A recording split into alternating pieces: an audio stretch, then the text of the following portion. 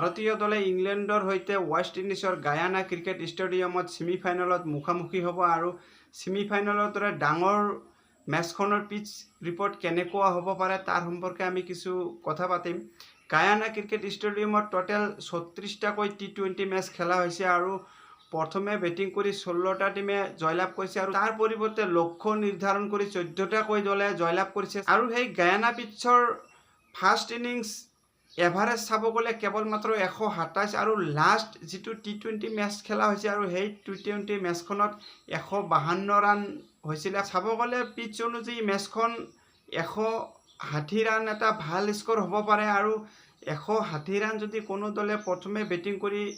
Score বৰ্ডত লগাই দিয়ে তেনেহ'লে ১৬০ ৰানৰ লক্ষ্য আগত লৈ জয়লাভ কৰাটো যেন কঠিন পৰীক্ষাৰ সন্মুখীন হ'ব পাৰে আৰু পিটছ অনুযায়ী প্ৰথমতে পাৱাৰ প্লেৰ ভিতৰত ফাষ্ট বলাৰসকলে কিছু ছুইং লাভ কৰিব আৰু পিছলৈ বল যিমানেই পুৰণা হ'ব আৰু খেল যিমানেই আগুৱাই গৈ যাব সিমানেই যেন স্পিনাৰসকলে টাৰ্ণ পাব আৰু স্পিন সহায়ক হৈ যাব আৰু সেই পৰিপ্ৰেক্ষিতত মিডিল অভাৰত স্পিনাৰসকলক যি দলে ভালদৰে খেলিব পাৰিব বা স্পিন বলাৰসকলক যি দলে ডমিনেটিং হিচাপে খেলিব পাৰিব সেই দলে যেন আগুৱাই থাকিব আৰু পিটছ অনুযায়ী ভাৰতীয় দলৰো ভাল খবৰ কাৰণ ইংলেণ্ড দলতকৈ ভাৰতীয় দলৰ হাতত ভাল স্পিনাৰ আছে। ইংলেণ্ড দলত মঈন আলী আৰু আদিল ৰছিদৰ দৰে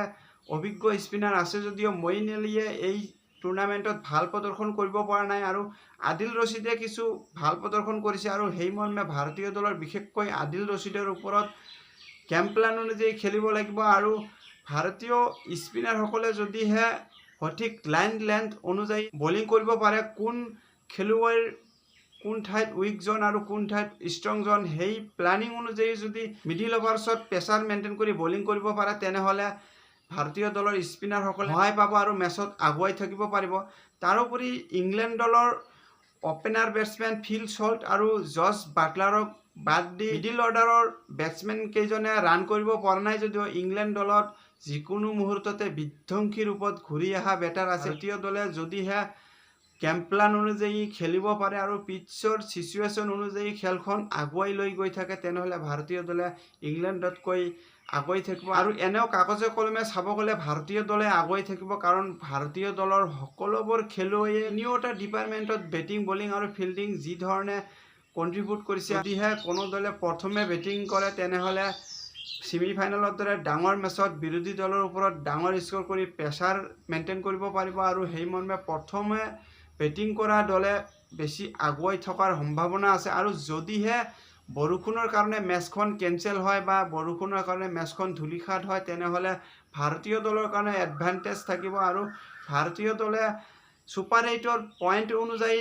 ভাৰতীয় দলে ফাইনেললৈ উপনীত হ'ব আৰু যদিহে বৰষুণ দেৱতাই মেচখনত কুদৃষ্টি দিয়ে আৰু কোনো বল নেখেলাকৈয়ে বা